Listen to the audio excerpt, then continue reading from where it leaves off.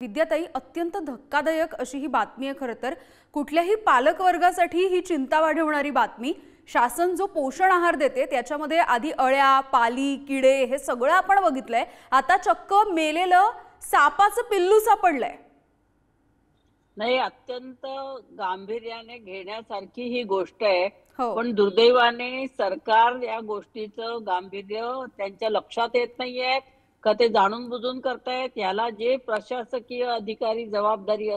जबाबदार असतील त्यांना ताबडतोब सस्पेंड केलं पाहिजे। म्हणजे आतापर्यंत घाण निघते, आळ्या निघतात, कुठे खडे निघतात, कुठे सडलेलं अन्न असतं, हो। कधी पालीचे पिल्ल, कधी आता तर सापाचं पिल्लू हो। निघालंय। म्हणजे आमच्या लहान मुलांच्या, गरिबांच्या लहान मुलांच्या जीवाशी खेळण्याची हा प्रकार आहे।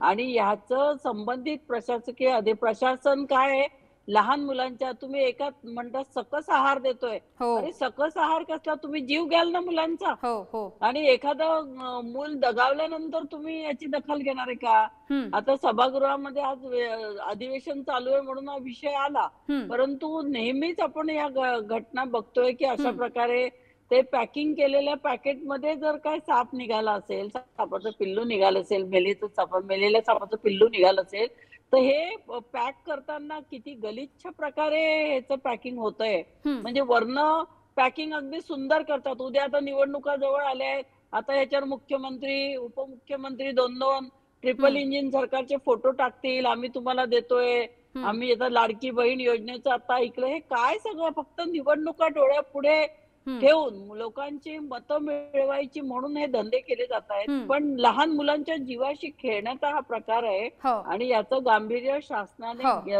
वेळीच घेतलं पाहिजे, परंतु ते घेताना दिसत नाहीये। आणि अगदी विद्याताई, तुम्ही ज्या पद्धतीने म्हणताय अशा घटना घडूच नाहीये यासाठी खरं तर खबरदारी घेण्याची गरज आहे। या घटना घडून गेल्याच्या नंतर जाग येणं, त्यानंतर कारवाई होणं इथपर्यंत थांबायला नकोय खरं तर सरकारने।